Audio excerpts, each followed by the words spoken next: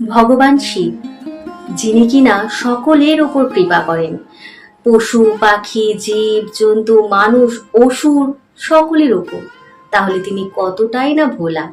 তাই তো তাকে ভোলা মহেশ্বর বলা হয়। আর এই ভোলা মহেশ্বরের কৃপা আপনি কি পেয়েছেন তা জানবেন কিভাবে? চলুন সেইগুলো জেনে নেওয়া যাক। 10টি এমন সংকেত যা বলে দেবে ভগবান শিব আপনার উপর কৃপা করেছেন কিনা করেনি। তো চলুন সেই গুণগুলো কিংবা সেই লক্ষণগুলো আমরা দেখিনি, যার মাধ্যমে জানবো যে ঈশ্বর অর্থাৎ ভগবান শিব আপনার উপর কৃপা করেছে কিনা। তো চলুন দেখে নেওয়া যাক। ভগবান শিব এমন এক দেবতা যে কিনা তার ভক্তকে কখনো ভোলেন না। জন্ম জন্মান্তরের জন্য তার সাথে থাকেন। মৃত্যুর পর আমরা আমাদের শিব ভক্তি ভুলে গিয়ে যদি অন্য দেবতারও ভক্তি করি না কেন, কিন্তু ভগবান শিব তার কৃপা আমাদের উপর বজায় রাখেন। তাই বন্ধুরা, আমরা জানি না আমরা কি আগের জন্মে কিংবা তার আগের জন্মে কোনো জন্মে হলেও শিব ভক্ত ছিলাম, যেই কারণবশত আজ এই আলোচনা করছি বা শুনছি। তাই সম্পূর্ণ ভিডিওটি দেখুন এবং এই অনুভব বা সংকেতগুলি যদি আপনার সাথেও হয়ে থাকে, আমাকে অবশ্যই কমেন্ট করে জানাতে ভুলবেন না। সবার প্রথম বলি, শিব কৃপার কোনো সীমা থাকে না। এর মধ্যে সবই আপনি প্রাপ্ত করতে পারেন। তার জন্য মন্ত্র জপ অর্থাৎ নাম জপ, নিয়মিত রূপে ভগবানের সেবা, এইগুলো কিন্তু আপনাকে করতে হবে। তবে কি বলুন তো, শিব কৃপা এমন এক অদ্ভুত কৃপা যা জন্ম জন্মান্তরও আপনার পিছু ছাড়ে না। পূর্বজন্মে করা ভক্তি বর্তমানে আপনার জীবনে প্রভাব ফেলতে থাকে। ভগবান শিবের কৃপা কী রূপ নিয়ে আপনার সামনে আসবে, এর নির্ণয় তো কেবল ভগবান শিবই করে থাকেন।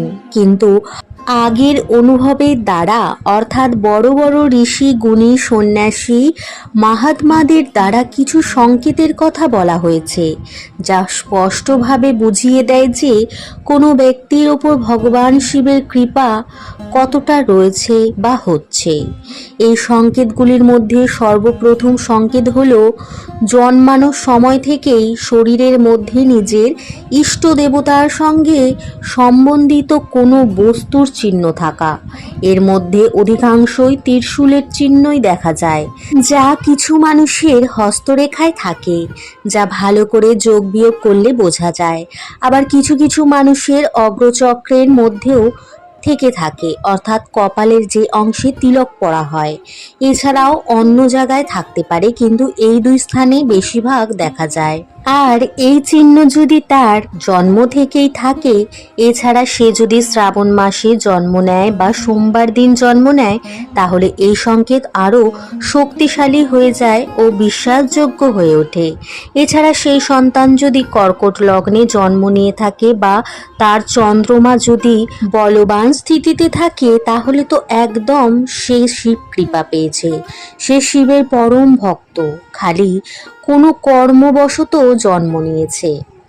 দ্বিতীয় সংকেত, যার ওপর শিব কৃপা হয়ে গেছে, তো আপনি লক্ষ্য করে দেখবেন তার নেত্র বড়ই তেজস্বী হয়ে যায়।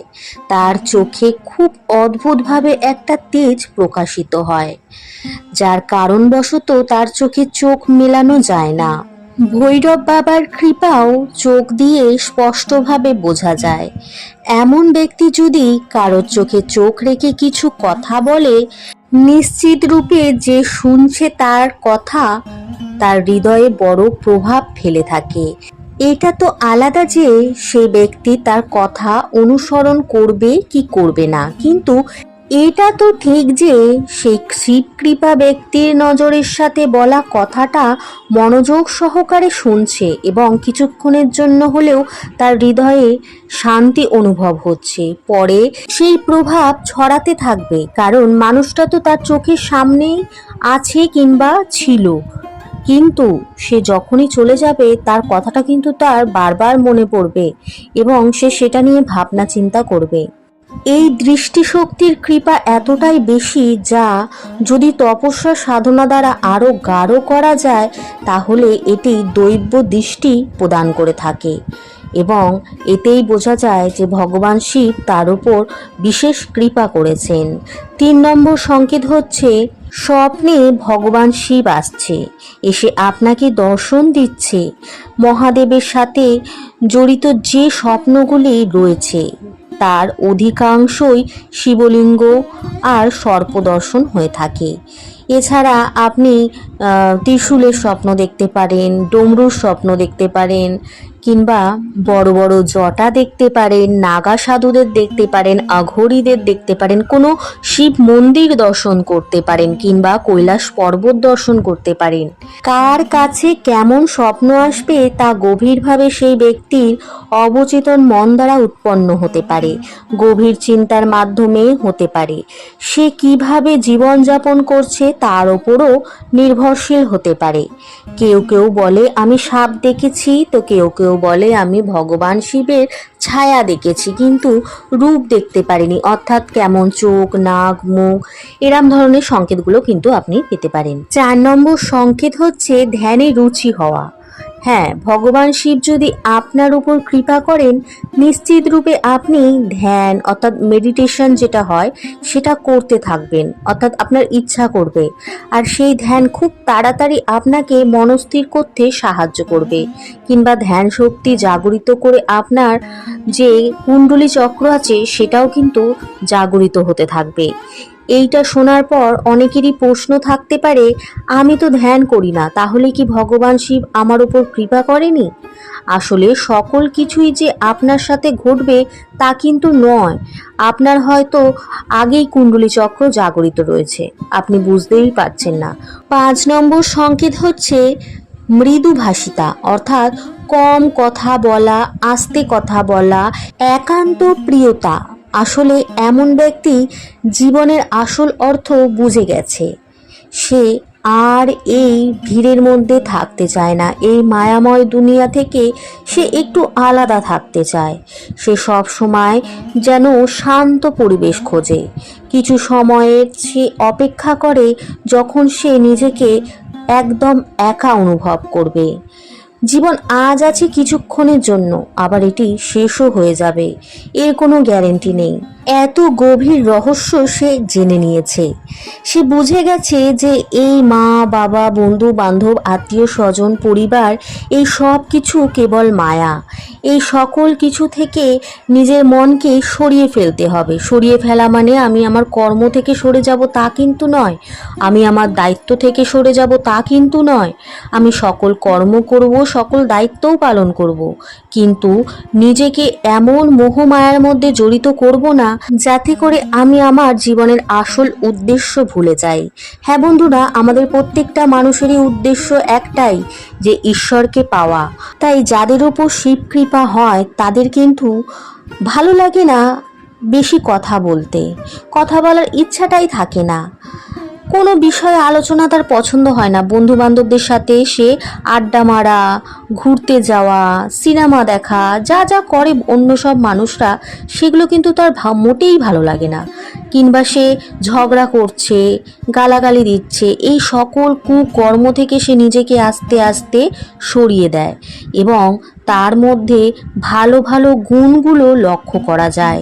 এই সব স্বভাব সে কিছুতেই গ্রহণ করে না, যেই সব স্বভাব তার থেকে শিবকে আলাদা করে দেয়। কারণ ভগবান কখনো এমন মানুষকে পছন্দ করে না যে ধর্ম বিরুদ্ধে আচরণ করে। 6 নম্বর সংকেত হচ্ছে অসীম শান্তি। শান্তি যে কি তা ওই মানুষটি বলতে পারে, যে সেটা অনুভব করে।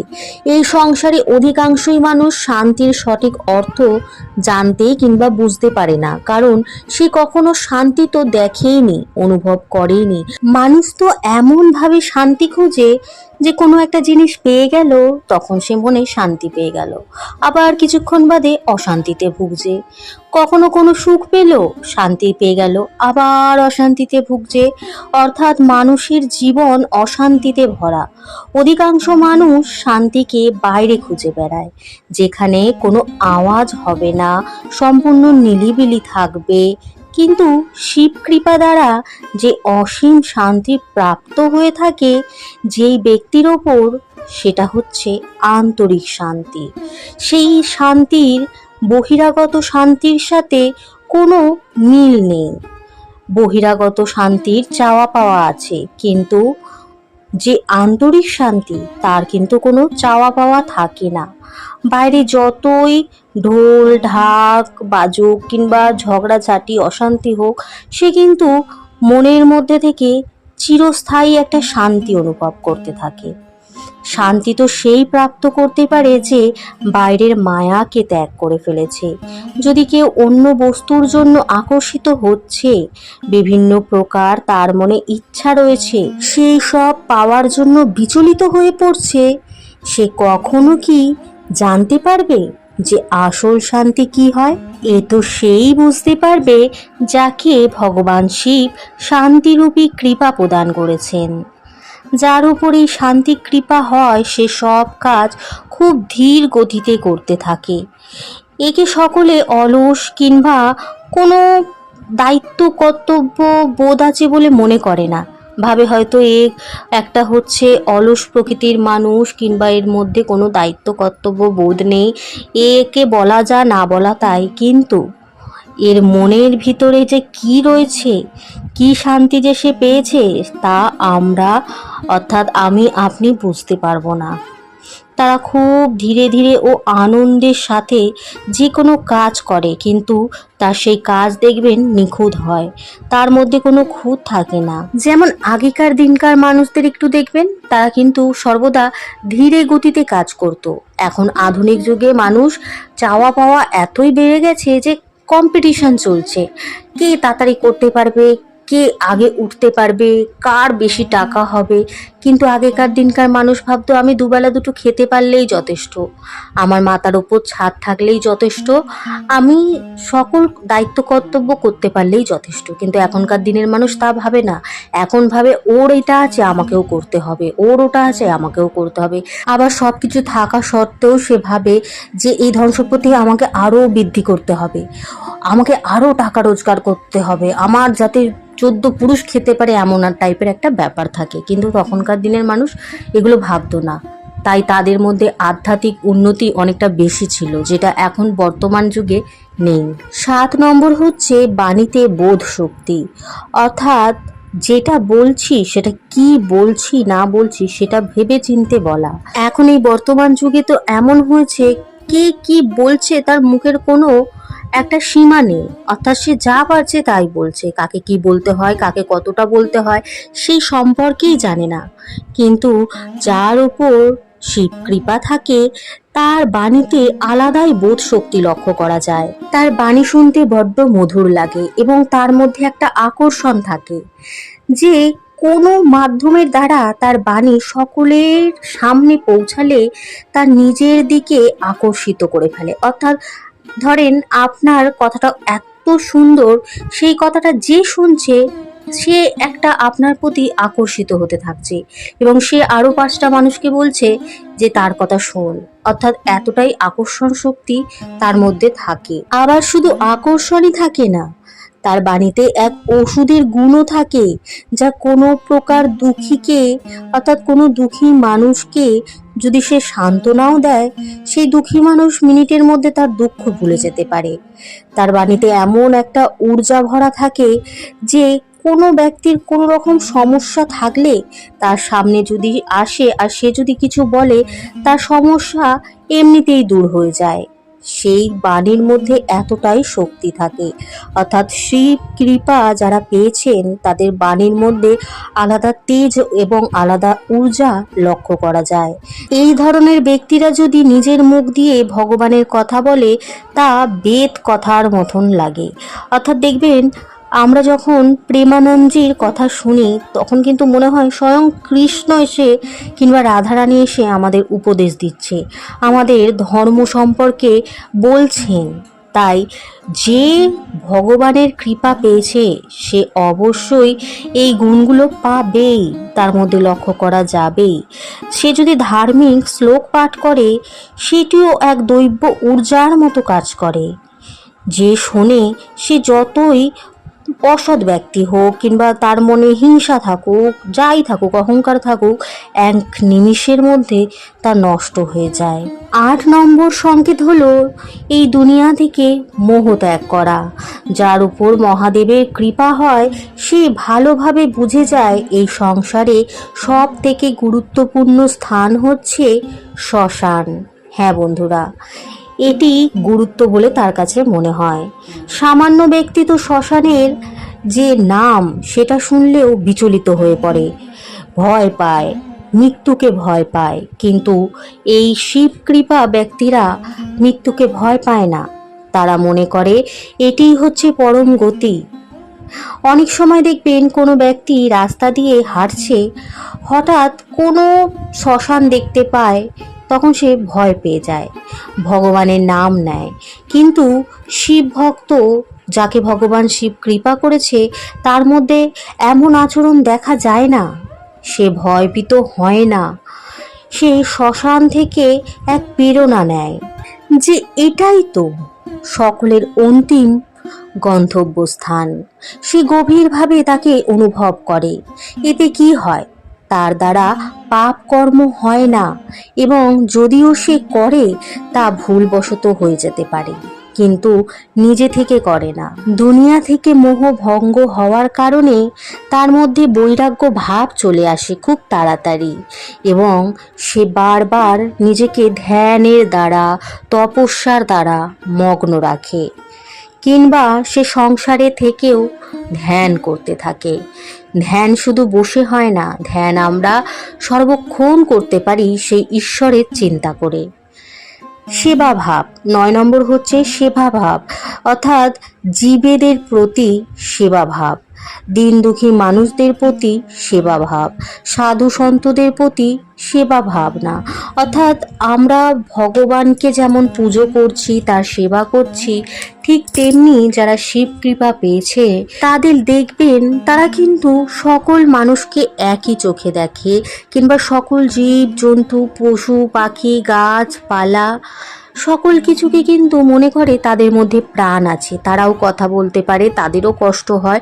অর্থাৎ তাদের মধ্যে একটা দয়াভাব থাকে, এবং সকলকে সেই দয়াভাবের দ্বারা সেবা করতে থাকে। ভাবে যে এই মানুষটাকে যদি আমি সেবা করি, কিংবা এই পশুটাকে যদি আমি সেবা করি, সেটা আমার ঈশ্বর সেবা। অর্থাৎ সেই ঈশ্বরকে প্রতিটা জায়গায় খুঁজে বেড়ায়, এবং প্রতিটা কোণে কোণে, মানুষের মধ্যে হোক, পশুদের মধ্যে হোক, জীব জন্তুর মধ্যে হোক, ঈশ্বরকেই খুঁজে বেড়ায়, ঈশ্বরকেই দেখতে পায়। এরপর আমরা চলে যাব শেষ এবং 10 নম্বর সংকেতে। এই সংকেত খুব অদ্ভুত। আপনি ধরেন অনেক বছর ধরে ভাবছেন দীক্ষা নেবেন, কিন্তু দীক্ষা নিতে পারছেন না। কিন্তু যদি শিব কৃপা হয়, হঠাৎই দেখবেন কোনো এক সন্ন্যাসী কিংবা কোনো এক দৈব গুরু, যার মধ্যে একটা আধ্যাত্মিক ঊর্জা লক্ষ্য করা যায়, তেমন কোনো গুরু আপনার সামনে এসেছে, এবং সে নিজে থেকেই আপনাকে দীক্ষা নেওয়ার কথা বলছে, কিংবা কোনো রকমভাবে আপনি কোথাও থেকে সুযোগ পাচ্ছেন যে দীক্ষা নেওয়ার, ভগবান সম্পর্কে জানার, যে আপনাকে সঠিক দিশা দেখাবে, যে আপনাকে সেই মার্গ দর্শন করাবে যেই মার্গে ভগবান রয়েছে।